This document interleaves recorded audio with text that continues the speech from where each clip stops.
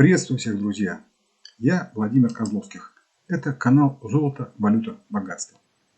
Мы продолжаем тему предыдущего ролика «Доллар, рубль. История и анализ 1920-х» от 16 января 2022 года.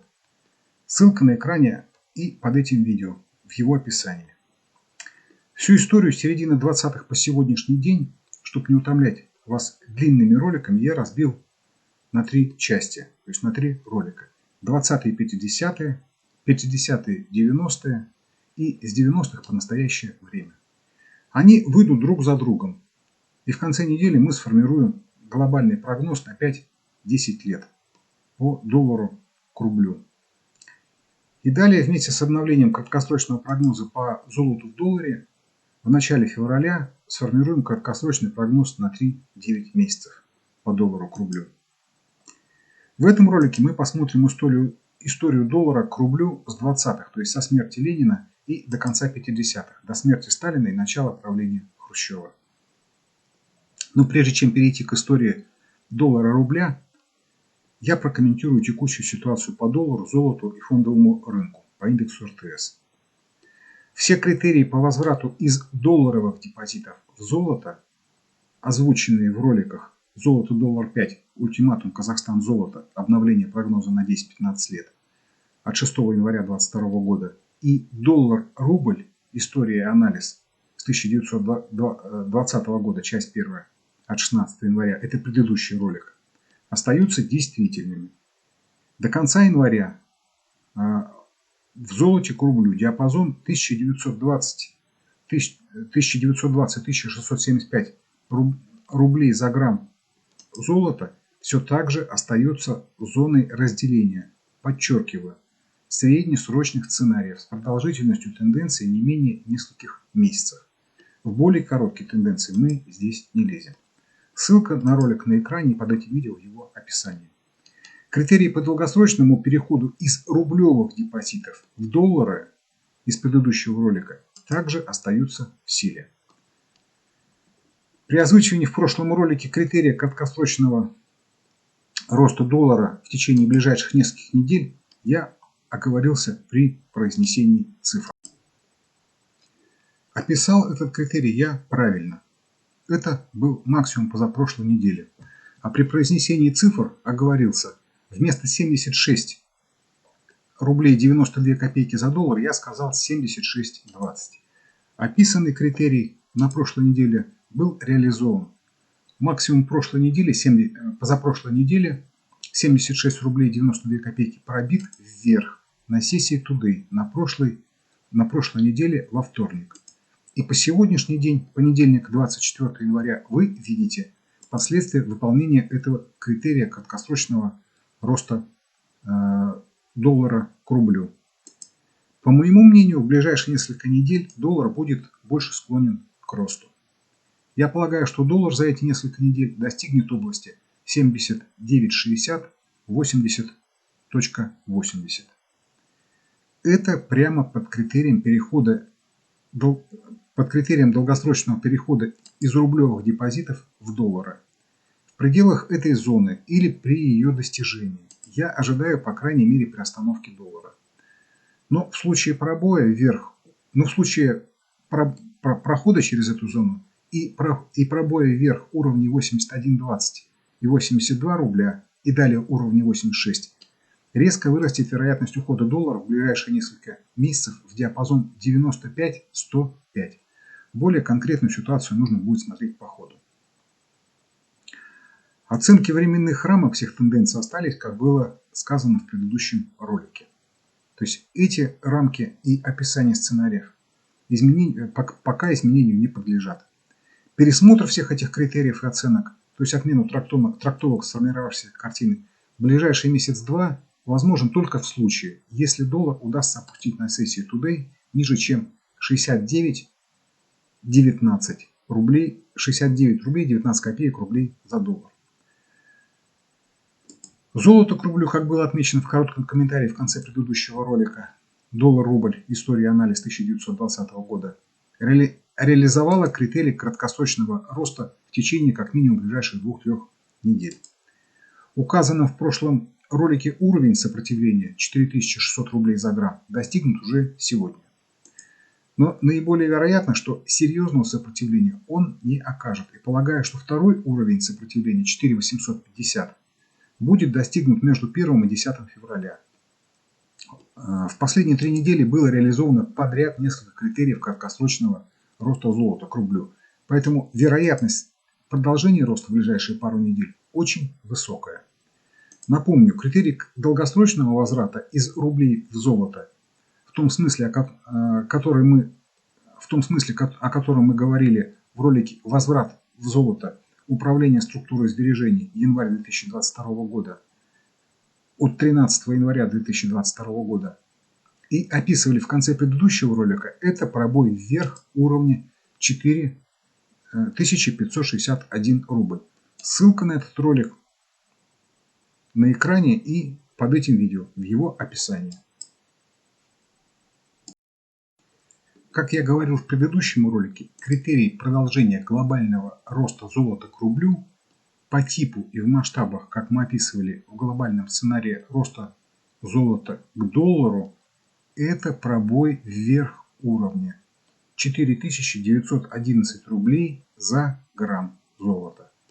Вероятность реализации этого критерия и сценария я считаю достаточно высокой. Но при достижении этого уровня или после его пробоя есть вероятность формирования колебаний золота к рублю даже до уровня 4400-4600. Фондовые рынки мы еще не смотрели, но в одном из предыдущих роликов в начале декабря прошлого года, еще до озвучки нашего ультиматума Западу, я отмечал, что индекс РТС будет падать или не расти, по крайней мере, до апреля, мая, июня. Подтверждаю этот свой прогноз и усиливаю его. На прошлой неделе в индексе РТС были реализованы критерии, увеличивающие вероятность того, что падение или нерост индекса может продолжиться до конца 2023 года, то есть в ближайшие почти 2 года. И будет иметь несколько волн падения в течение этого срока. У американского рынка, кстати, примерно такие же временные рамки и характер предполагаемого движения. Все сказанное выше о прогнозе возможных движений курсов золота, доллара, рубля, индексов США и РТС является только моим мнением и оценочными суждениями и не должно трактоваться как побуждение к действиям. Американские индексы, подчеркиваю, именно в золоте, показали высокую вероятность достичь более глубокого минимума, чем в первой половине ковидного 2020 года. Позже мы будем смотреть это подробнее. То есть они показали высокую вероятность, подчеркиваю, в золоте упасть ниже ковидного спада начала 2020 года. А это означает увеличение вероятности развития второй волны спада американских индексов в золоте и увеличение вероятности усиления спада американской экономики в реальных показателях. Первая волна спада американского рынка в золоте началась в 2001 году и показала минимум в 2012. Глобальный максимум американского рынка в золоте 2001 года, несмотря на его безумный рост с того времени в долларах, на сегодняшний день в золоте пока преодолен так и не был. Общая картинка американского фондового рынка в золоте имеет очень похожую конфигурацию с рынком недвижимости США в золоте. Она была мною показана в ролике «Как в 3 раза увеличить доходность инвестиций в недвижимость при помощи золота». Ссылка на этот ролик на экране под этим видео в его описании. Позже мы разберем кейс американского фондового рынка в золоте и его экономический смысл подробно. Наметившаяся сильная коррекция американских фондовых рынков в долларах или продолжение их глобального падения в золоте, которое происходит с 2001 года, последние 20 лет, имеет глубокие экономические корни. Наиболее подробно и квалифицированно о них, в том числе и в своих обзорах, говорит Михаил Хазин. Глубоко в экономические причины мы пока лезть не будем. Нас больше интересует возможная динамика рынков и в первую очередь максимальная сохранность накоплений. Возможность заработать – следующая задача, она для более амбициозных. сирич более жадных. Ситуация в ближайшие годы будет развиваться очень интересно. В ближайший год-два наиболее вероятно мы увидим существенное усиление инфляции по доллару. И наиболее вероятно, взаимосвязь показателей в долларе и их интерпретация начнет еще сильнее утрачивать связь с реальным экономическим смыслом и реальным состоянием дел. Сейчас это выражается в том, что почти не работают монетарные механизмы воздействия на инфляцию в Штатах. А в последние пару лет это выражалось в том, что долларовые показатели показывали рост, а в натуральных показателях происходило падение многих важных величин, в первую очередь продаж. Эта картинка сильно напоминает ситуацию в России в 90-х. И как в России в 90-х о состоянии экономики и бизнеса более-менее адекватно можно было судить только по ее показателям, выраженным в долларах, так и сейчас, по всей видимости, экономики мира и их финансовые системы подошли к такому состоянию, что адекватной их картина будет только в золоте. Мы этот фактор будем отслеживать и анализировать. Помимо этого мы увидим взаимодействие, в ближайшие годы увидим взаимодействие военно-политического фактора, проявившегося на первом этапе в виде ультиматума России, с реальными экономическими проблемами в экономике Штатов и в общем всех стран мира, включая Китай и Россию. По большому счету, именно эти реальные проблемы в экономиках Запада и военно-технический рывок России в нулевых и десятых сделал возможным и этот ультиматум. Взаимодействие этих факторов будет очень интересно. В ближайшие несколько лет будут изобиловать крупными военно-политическими и экономическими решениями. А динамика валютных, фондовых и сырьевых рынков этого периода будет каноническим образом подтверждать мое утверждение о том, что сначала движутся рынки, а потом появляются новости. Поправлюсь уточнением. Сначала движутся рынки в золоте, а потом происходят события и появляются новости. Для предварительного доказательства этого утверждения смотрите короткий ролик «Как в 3 раза увеличить доходность инвестиций в недвижимость при помощи золота». Также хрестоматийное подтверждение этого движения индекса РТС в конце октября 2021 года. Даже в долларах индекс начал падать за месяц до дня передачи и обнародования ультиматума. И причина этого совершенно очевидна. Непосредственные писатели-изготовители ультиматума были источником инсайда. Как говорил Остап Бендер, скоро только кошки родятся. По ультиматуму возможно два основных сценария. Первый сценарий. Штаты в основном принимают его условия, и начинается долгое и нудное согласование сроков и процедур его исполнения. Тогда у Штатов появляется возможность быстро высвободить большое количество ресурсов из международных военно-политических обязательств и направить их на внутренние реформы. Тогда движение рынков будет сильным, но более-менее контролируемым и адекватным. И у Байдена будет больше возможностей провести болезненные, но необходимые реформы. Второй сценарий. Штаты не принимают условия ультиматума. Тогда ситуация станет более неопределенной, поскольку перейдет в фазу тяжелого обоюдного противостояния и формирования со стороны России реальных военно-технических угроз. Если начнется реализация второго сценария, то будут именно военно-технические угрозы, поскольку пока они эффективнее, чем реальные военные действия, требуют меньше ресурсов. Это добавит факторов неопределенности рынкам, и так находящимся не в лучшей форме. Эта ситуация будет изматывать и поглощать огромное количество ресурсов. В первую очередь у стороны, находящейся в ожидании. Сейчас это Штаты. Но если ты одел перчатку и взял в руки информационный предвоенный мяч, и перед тобой стоит русский сбитый, то прежде чем бросить, тебе нужно понимать, что русские играют не только в бейсбол, который они называют лаптой, но и в городки. И по ним они, как и по игре в прятки, мировые чемпионы. А игра в прятки – это тренинг засадного полка. Для городков интерпретация напрашивается сама собой. То ли С-500, то ли Авангард с калибром, то ли Посейдон с буревестником и цирконом. Движение рынков в этом случае будет драматичным, менее осмысленным и менее контролируемым.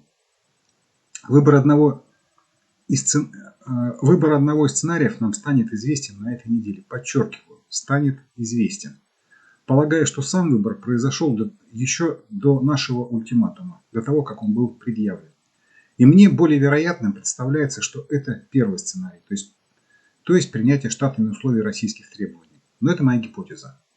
Я полагаю, что принят первый сценарий, но форма его реализации будет такой, как будто это второй сценарий. И Россия будет этому подыгрывать. В текущих экономических условиях при реализации любого из этих сценариев отображение рынка в золоте будет более адекватным и более прогностичным. Чем мы более плотно и займемся после рассмотрения доллара и золота к рублю. А сейчас переходим к рассмотрению истории доллара к рублю. Это годовое представление, то есть одна свеча, один год. Здесь история с начала 1924 года, вот отсюда, по начало 60-х.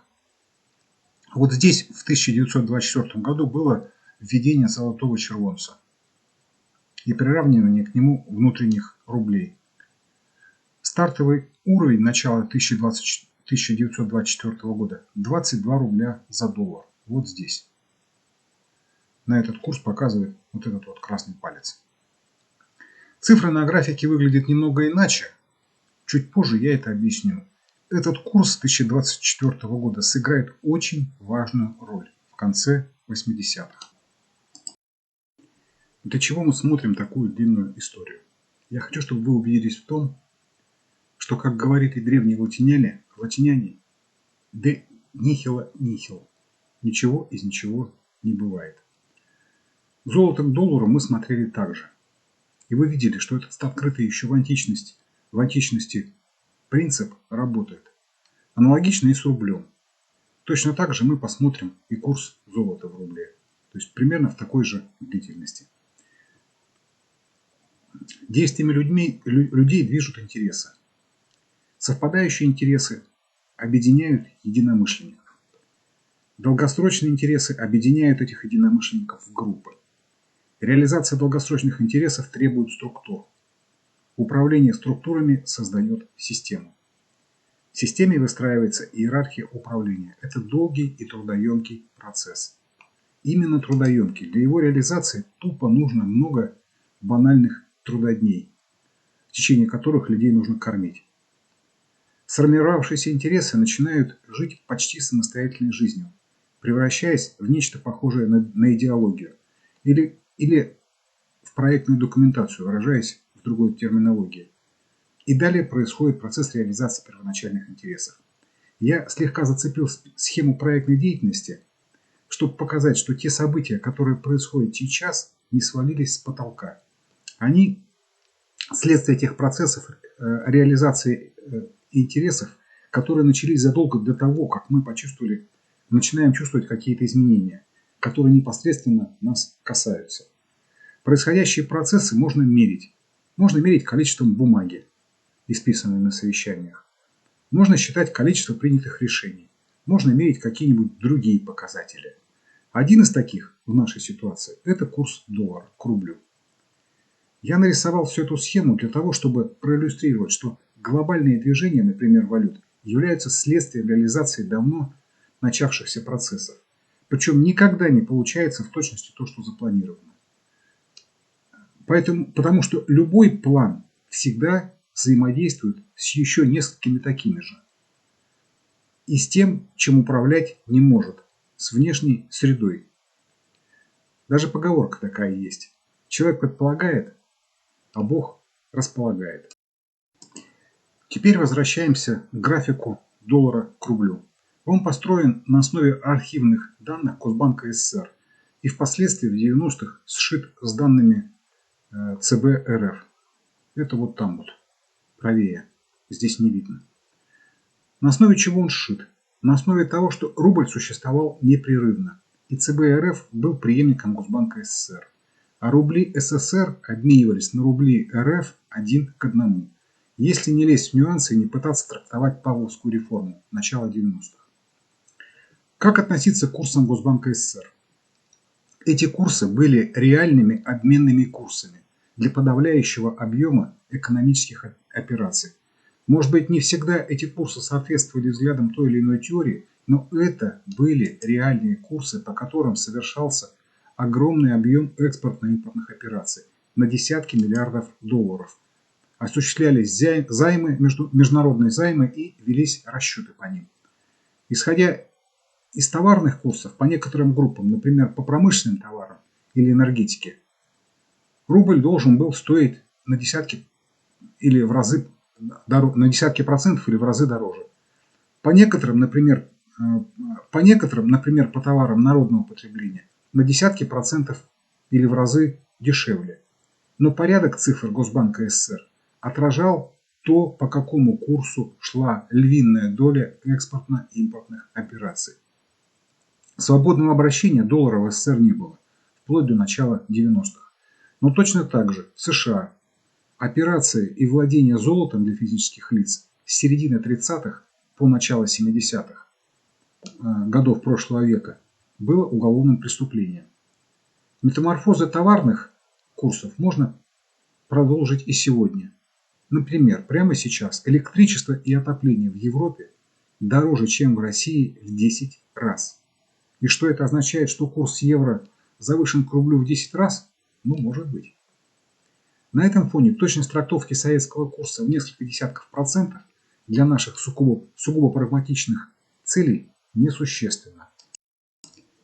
Этот график доллара построен с учетом двух деноминаций, то есть в сегодняшних рублях. Деноминация – это когда цены и остатки на счетах делят в какое-то количество раз. Соответственно, уменьшаются и все производные от них – доходы, расходы и все остальное. В 1961 деноминация была в 10 раз, а в 1998 году в 1000 раз. Давайте разберемся с тем, что означают эти деноминации и что это значило для рубля. Деноминация в 10 тысяч раз за это время означает, что если вы положили году это в 1925 10 тысяч рублей в банк и проценты всегда забирали, то сейчас на этом счете у вас 1 рубль. Это произошло уменьшение номинального количества рублей вследствие деноминации. При деноминации одновременно с делением количества рублей происходило и пропорциональное уменьшение абсолютно на все товары и услуги. То есть деноминация сама по себе не должна была оказать никакого влияния на покупательную способность денег, находящихся на руках и лежащих на счетах. Но все это время в разные периоды и с разной скоростью происходил рост цен на товары. Именно этот рост цен и снижает покупательную способность денег. Эта инфляция называется товарной.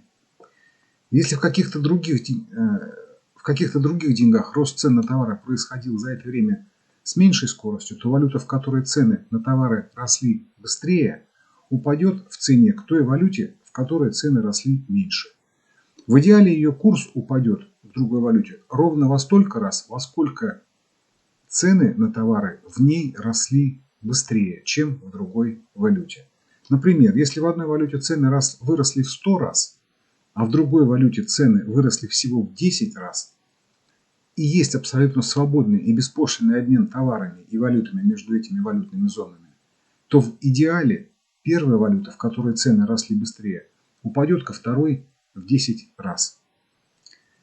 Но на практике это изменение курса будет немного отличаться вследствие таможенных пошлин, разной исторической реальной себестоимости и других менее существенных факторов. Поэтому, чтобы понять то, что происходило с рублем в плане его покупательной способности и товарной инфляции, необходимо посмотреть на реальный темп роста цен на товары в рубле. Что такое 10 тысяч рублей в 1925 году? Средняя зарплата тогда была 35-40 рублей в месяц. 80 рублей в месяц – это была зарплата молодого инженера и считалась уже очень высокой. То есть тогда 10 тысяч рублей – это была примерно зарплата молодого инженера за 10 лет работы. На базаре, то есть рыночные цены на продукты, были примерно тогда такие. Килограмм мяса стоил примерно 35-45 копеек за килограмм. Десяток яиц стоил 35-40 копеек. Картофель стоил примерно 5 копеек килограмм. Хлеб стоил 15-25 копеек за булку, то есть за килограмм. Или примерно по тем рыночным ценам на 10 тысяч рублей вы могли тогда купить мясо 25 тысяч килограмм, то есть 25 тонн. Яйцо 250 тысяч штук. Картофель 200 тысяч килограмм, то есть 200 тонн. Хлеб 50 тысяч булок. То есть, как вы видите, 10 тысяч в те времена это были огромные деньги. Высокая зарплата за 10 лет это, конечно, не хахры-мухры. Но после двух деноминаций в общей сложности в 10 тысяч раз эти деньги превратились в 1 рубль. Но эта цифра – это только чисто арифметический результат деноминации.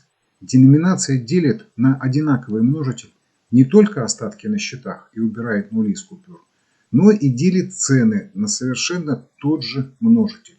Поэтому она не влияет на покупательную способность. Она просто меняет масштаб цен.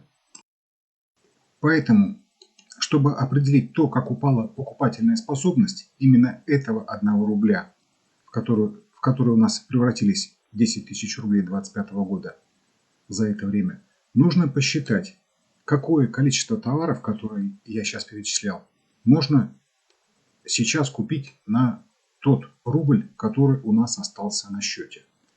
А вот разделив предыдущие объемы на тот, который у нас сейчас получится, то есть друг на друга, мы узнаем оценку падения покупательной способности рубля вследствие именно инфляции за это время. Сейчас на 1 рубль можно купить примерно мясо 3 грамма, то есть 0,03 килограмма. Яйцо 0,02 штуки, то есть потрогать его, наверное, только за скорлупу. Картофель 25 грамм, то есть 25 тысячных килограмма. Хлеба примерно 0,02 булки, то есть это примерно 20 грамм. В итоге на те 10 тысяч рублей, которые в 1925 году были высокой зарплатой, подчеркиваю, за 10 лет, а сейчас на счете превратились в 1 рубль, можно купить меньше примерно мяса в 8 миллионов раз, яйцо в 12 миллионов раз, картофеля в 8 миллионов раз, хлеба в 2,5 миллиона раз. Выбивается только хлеб. Но я полагаю, что тот хлеб, который тогда продавали в обычных магазинах, теперь продается только в кондитерских от кутюр. А дальше теперь возвращаемся опять к графику доллара к рублю. Результат нашего умственного финансового эксперимента – это понимание масштаба падения покупательной способности рубля с 1920-х годов по сегодняшний день. Это примерно 10 миллионов раз.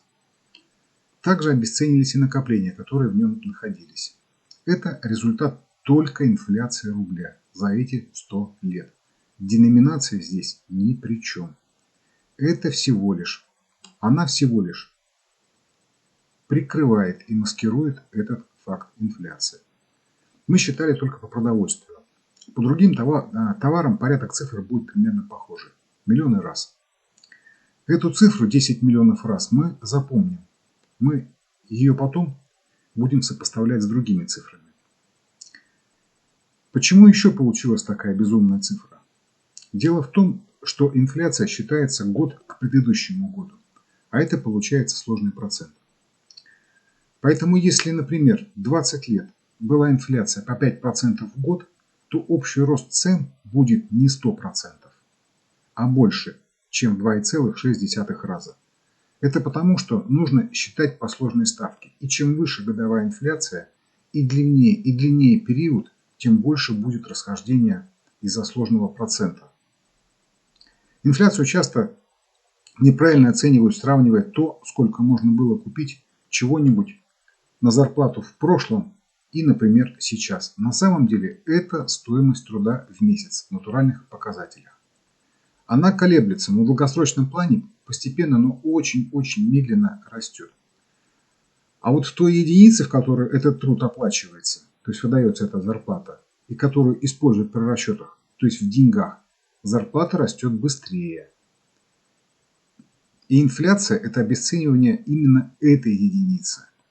Эта единица предполагается инструментом для сохранения накоплений. Именно с этим качеством разных инструментов, то есть с возможностью сохранения стоимости, мы постепенно разбираемся в наших роликах. Весь график стоимости доллара построен в сегодняшних рублях. Поэтому курс рубля в 1935 году такой могучий. 1 десятитысячная рубля за доллар. Вот он.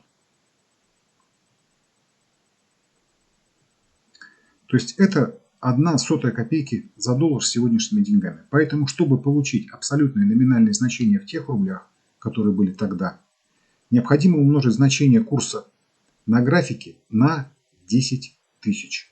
То есть номинально сталинский рубль, как мы только что разбирались с деноминациями, равен 10 тысячам нынешних рублей. И, например, номинальный курс доллара к рублю в 1935 году в тех неденоминированных рублях был 1 к 1. Вот он. Помножаем его на 10 тысяч. Это минимум доллара к рублю с 1935 года по сегодняшний день.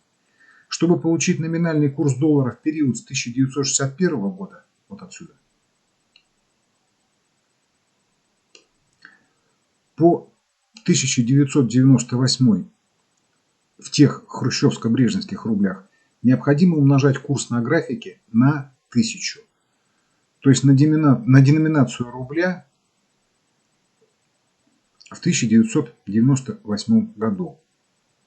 Так, например, номинальный курс доллара в 1965 году в тех, подчеркиваю, именно в тех рублях, а не в сегодняшних, был 0,9 копеек за доллар, то есть 0,9. То есть вот курс на графике умножаем на 1000.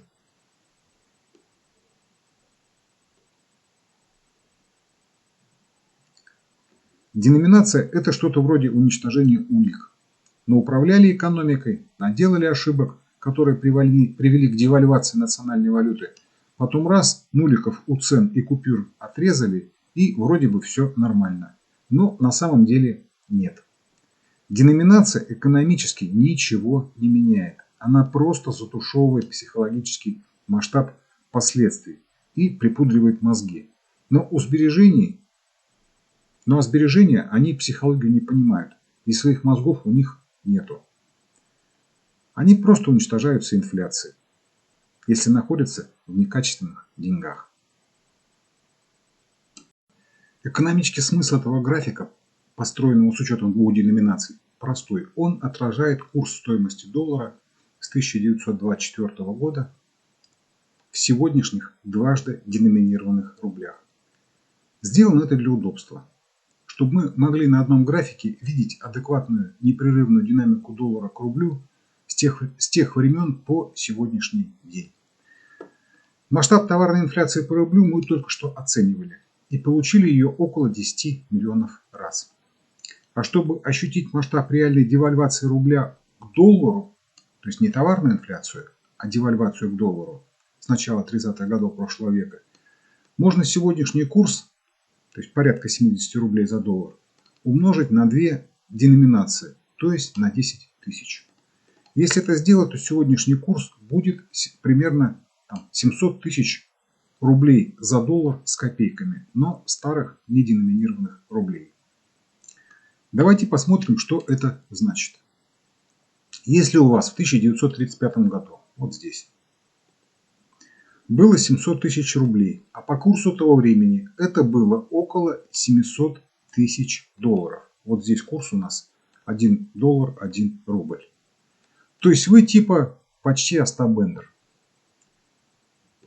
Если эти деньги вы все это время хранили до сегодняшнего дня на рублевом депозите, без зачисления на него процентов, то деноминация 1961 года превратила бы сумму вашего депозита в 70 тысяч рублей, деноминация 1998 года сделала бы из него 70 рублей, что сейчас примерно 1 доллар. Но, как мы показывали раньше, это не результат деноминации. Это результат инфляции. Деноминация ее только прикрывает. А девальвация рубля к доллару за этот период – это результат более высокой инфляции в рубле за этот период, чем в долларе. Подчеркиваю, инфляция в рубле была более высокой за этот период. Как ситуация будет развиваться дальше, мы и будем смотреть и показывать на нашем канале. Все только что сказанное – это не реклама доллара. Не нужно прямо сейчас бежать закрывать рублевые депозиты, покупать доллары. Свою точку зрения на эту проблему я выразил в коротком прогнозе по поводу доллара в прошлом ролике «Доллар-рубль. История и анализ 1920-х годов. Первая часть» от 16 января 2022 года и в первой части этого ролика. Чуть позже мы сформулируем глобальный сценарный прогноз на 10-15 лет и краткосрочный на 3-9 месяцев. А также будем давать свою точку зрения на управление структурой сбережений. Чтобы быть в курсе, подписывайтесь, пожалуйста, на наш канал. Такая динамика рубля, а значит и динамика уничтожения рублевых сбережений, экономические результаты разных реформ за это время. В основном, конечно, это результат либеральных реформ 90-х годов. Сейчас мы посмотрим на то, какое влияние и как различные экономические процессы и преобразования оказали на курс рубля, а значит и на наши сбережения. Смотрим на график и начинаем с 1924 года. Вот отсюда. Помню все сказанное выше, что график нарисован в сегодняшних рублях. Я в основном буду говорить об относительной динамике, то есть в процентах изменения. Но иногда, когда это будет иметь смысл, буду говорить и абсолютные цифры с оговоркой, что это в сегодняшних рублях.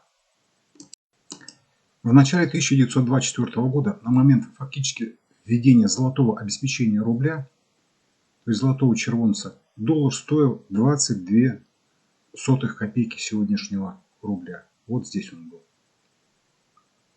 Теми деньгами это было 22 рубля. Проведенная денежная реформа по обеспечению рубля золотым содержанием за год усилила рубль к доллару в 10 раз и остановила галопирующую инфляцию. В конце 1924 года доллар уже стоил 2 рубля. На графике это 2 десятитысячных современного рубля. Вот здесь он оказался, доллар. Фактическое введение золотого стандарта помогло нормализовать и запустить товарно-денежное обращение и начать готовиться к масштабному запуску экономики. Напомню, что тогда не было свободного обращения доллара и золота в стране. Был достаточно жесткий контроль за внешней экономической деятельностью. И в стране было очень мало потребительских товаров по этому курсу доллара. Этот курс рубля к доллару в основном использовался для экспортно-импортных операций, в большей мере связанных с закупкой оборудования и привлечением на работу инженерно-технических специалистов. Но тем не менее, реформа реально укрепила рубль в 10 раз. В 1933 году рубль укрепился еще в 2 раза, до 1 рубля за доллар. Вот здесь это. Это отражало девальвацию доллара к золоту в 1933 году в разгар Великой депрессии. Мы разбирали динамику золота к доллару в ролике «Золото-доллар. Рост 50 раз, в чем хранить деньги. История с 1833 года» от 28 октября 2021 года. Ссылка на этот ролик на экране и под этим видео в его описании. В минимуме в середине 30-х доллар стоил 0,01 копейку современного рубля или 1 рубль в тех деньгах. Вот здесь. 30-е годы – это пик импорта технологий той советской эпохи. По тем временам объемы импорта технологий были колоссальными. В условиях международной изоляции, в которой находился тогда СССР, этот импорт технологий стал возможен только из-за того, что весь Запад находился в глубочайшей депрессии.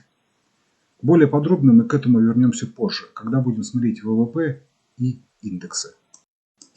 В СССР же тогда происходил невиданный ни ранее, ни после колоссальный экономический рост. Экономика страны в период с конца 20-х по начало 50-х выросла в тех почти золотых деньгах в 14 раз. Подробнее об этом можно прочитать в книге Александра Галушки и группы авторов «Кристалл роста». Вырасти в 14 раз за 25 лет – это чуть больше 11% в среднем за год по сложной ставке. Этот оценочный средний рост, темпа роста, подразумевает, что во время войны экономика росла тоже по 11% в год. Но на самом деле это было не так. В 1941-1942 годах она сильно упала, а в 1943 году опять вернулась к росту. Таких темпов роста и на протяжении такого длинного периода больше не показывал никто, даже Китай. В 1936 году частью вот этого усиления рубля, в 1924 году с 22 рублей до 1 рубля в 1935 году пришлось пожертвовать. Рубль ослабили до 5 рублей за доллар. Вот до этого места. То есть по теми деньгами. Было несколько причин этого. Первая причина. Большой накопленный торговый дефицит конца 20-х, первой половины 30-х, когда шел мощный импорт технологий. Дефицит истощил золотые запасы, поэтому возникла необходимость поднять внутренние цены на покупку добываемого золота, чтобы убрать объективные экономические предпосылки для его контрабанды на экспорт. Напомню, что очень большой объем золота тогда добывал частный сектор. Это были артели. Частный сектор тогда производил около 10-15% ВВП, но давал 90% номенклатуры производимой продукции. Частный сектор покрывал основные потребности потребительского рынка. Вторая причина шла ускоренная подготовка к войне. Это отвлекало колоссальный объем ресурсов из экономики в непроизводительные расходы. Третья причина – это девальвация рубля была одним из проявлений обострения в 1936 году борьбы Сталина и либеральной по нынешним понятиям части партийной номенклатуры за власть. Ее либеральность проявилась в желании нарастить личное потребление и нежелании нести ответственность за результаты управления. Ничего не напоминает сейчас? Необоснованно увеличенный масштаб ослабления рубля с целью дестабилизации экономики был одним из инструментов дискредитации проводимой в стране политики и элементом подготовки к дальнейшему обострению борьбы. Это обострение борьбы против курса Сталина проявилось в организации оппозиции маховика репрессий в начале 1937 года. Вот здесь. Первоначальные репрессии носили преимущественно региональный характер и отражали внутриэлитную борьбу за власть. Только в 1938 году Сталину при помощи Берии удалось развернуть маховик репрессий против их организаторов и резко сократить масштаб этих репрессий. В 1938 году количество осужденных по политическим делам упало до 80 тысяч против 300 тысяч в 1937 году. Возвращаясь к курсу рубля, четко видим, что его динамика, во-первых, имела экономическую подоплеку. Но объективно необходимый масштаб изменений был усилен политической борьбой. Вот здесь вот. А во-вторых, курс рубля выступил неким индикатором проявившихся далее событий. Девальвация в 1936-м, вот здесь, и годом позднее репрессии в 1937-м, вот здесь, начало репрессий. Также пятикратное ослабление рубля в 1936-м указывало на возросшие военно-политические риски, которые потом обернулись страшной войной. Вот здесь, на графике доллара, Великая Отечественная война. Вот она. Подчеркну, что курс рубля ничего и никуда не двигал на том уровне, где происходила борьба и управление. Он был только инструментом управления и отразил и оценил масштабы невидимых событий политической борьбы и подготовки страны к приближающейся страшной войне. С 1936 года по 1950 15 лет доллар никуда не двигался. Несмотря ни на что, даже на войну. Это отражало мощь той экономической машины, которая была создана Сталиным. И жесткость, а порой и жестокость, с которой происходило управление в то время страной и ее экономикой. В 50-м году доллар опустили до 4 рублей. Вот оно.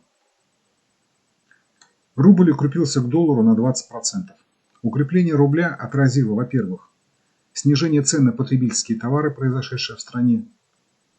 Это стало возможным вследствие снижения себестоимости продукции. Сталинская модель экономики была антиинфляционной. Она базировалась на ускоренном внедрении в производство научно-технических достижений с целью снижения себестоимости и повышения качества, используя при этом личную и коллективную заинтересованность в результатах производства. Второй причиной снижения доллара к рублю был отказ Сталина в 1950 году от согласованной ранее в Бреттон-Вудсе привязки рубля к доллару и возврату опять к золотому обеспечению. Этого ему не простили. Как и позже Кеннеди, попытку национализации ФРС. Но тем не менее, основным механизмом, позволившим Сталину начать снижение курса доллара к рублю, была работа его технико-экономической модели, обеспечившей снижение себестоимости и позволявшей снижать цены на товары. Фактически это была игра на понижение на международном товарном рынке, в которой единым игроком выступила целая огромная страна – СССР. И в этом смысле это была страна-корпорация.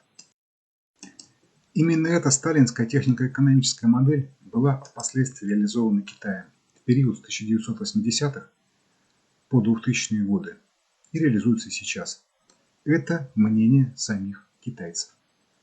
Социально-политическая модель как инструмент реализации этой технико-экономической модели была немного изменена, но не очень сильно. Имеется в виду в Китае. Для Китая именно эту сталинскую технико-экономическую модель ускорения развития реализовали Япония, Тайвань и Южная Корея. Подчеркиваю, только технико-экономическую часть модели. Социально-политический инструментарий у них был другой. Технико-экономическая суть модели предельно проста. Импорт технологий на базе масштабной электрификации и использование преимущества более дешевой рабочей силы.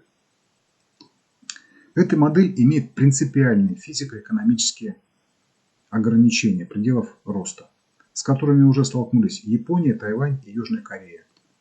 Они реализовали сталинскую технико-экономическую модель раньше Китая на 10-20 лет, но использовали для ее внедрения другой социально-политический инструментарий. Япония столкнулась с физико-экономическими ограничениями этой модели в конце 80-х прошлого века. Их влияние усилилось извлечением штатами капиталов из Японии посредством трежерис и ограничением доступа к американскому рынку сбыта. Тайвань и Южная Корея начали ощущать ограничения этой модели в конце 90-х, когда разразился азиатский финансово-экономический кризис. Китай подошел к ограничениям этой модели только сейчас. В СССР, еще не теряя динамики двузначного роста, ограничения этой технико-экономической модели начали осознавать к последним годам жизни Сталина. Эти ощущения вылились в словах Сталина о том, что без хорошей экономической теории нам смерть. Но решение этой задачи не экономическое, оно физико-экономическое. И по моему мнению, его нашел Путин. Хрущев, выиграв борьбу за власть после смерти Сталина, модернизацию технико-экономической модели не осилил и пошел по пути увеличения концентрации капитала и централизации управления, полагая таким образом снизить издержки управления. Подчеркиваю, это было не изменение технико-экономической модели, а попытка усилить и удешевить управляемость. Этим же является и сегодняшняя цифровизация.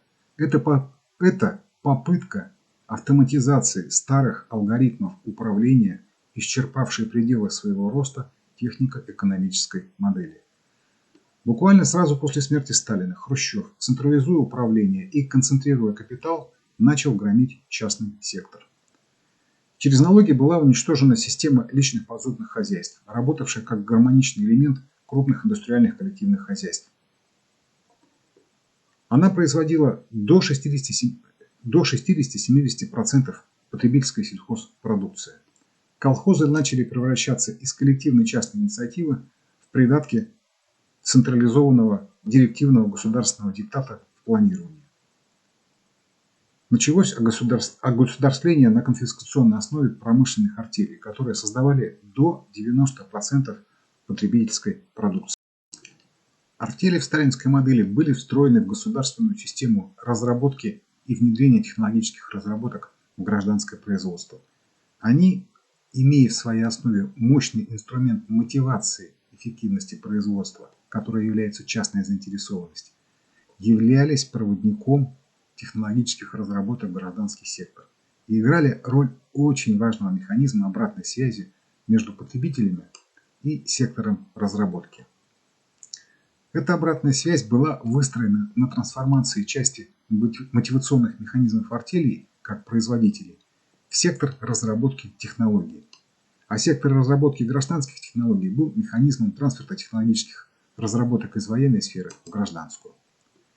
Этот механизм начал разрушаться Хрущевым в середине 50-х через огосударствление артелей. Как только из инновационного механизма было убрано противоречие между общественным характером разработки технологий и частным способом их внедрения и продвижения на рынок готовой продукции, его эффективность резко упала. Это начало проявляться в падении качества, актуальности и ассортимента продукции. В экономическом смысле тогда Хрущев через огосударствление провел быструю монополизацию абсолютно всей экономики. И на такой же процесс мегамонополизации, но на частно-государственной основе, происходит в последние десятилетия и на Западе. Но при неизменности технико-экономической модели результат этот будет такой же, хрущевско-брежневский. Вот только вопрос в том, кто и как исполнит роль, которая досталась Горбачеву. Основа начавшегося мирового экономического кризиса именно в исчерпании пределов роста действующей технико-экономической модели развития. И современная битва западной корпоратократии против независимых собственников бизнеса и капитала с целью их монополизации абсолютно то же самое, что и полное огосударствление экономики Хрущева в 50-е. Отличие только в субъекте собственности и его персонификации. Но цифровизация, как один из инструментов борьбы за контроль над собственностью, может эти ограничения стереть, если будет подкреплена жесткой и централизованной властью. Ковид тому в помощь. Как дальше развивались события динамики доллара к рублю в период девальвации доллара к золоту в 70-х? И как решение Хрущева по сельскому хозяйству и нефти в 50-х, 60-х предопределили динамику доллара в 80-х и задали сценарии 90-х, а также то, как динамика доллара в конце 80-х, начале 90-х предсказала масштаб изменений 90-х годов и задала всю логику процессов в экономике России, смотрим в следующем ролике. Если вам интересно и вы хотите узнать, что будет дальше, и хотите поддержать нас, подписывайтесь, пожалуйста, на наш канал. Сбросьте ссылку друзьям или знакомым, обсуждайте в чате, если вам есть что сказать. Желаю всем железной антиковидности и антиомикронности. Засим разрешите откланяться и до встречи на нашем канале.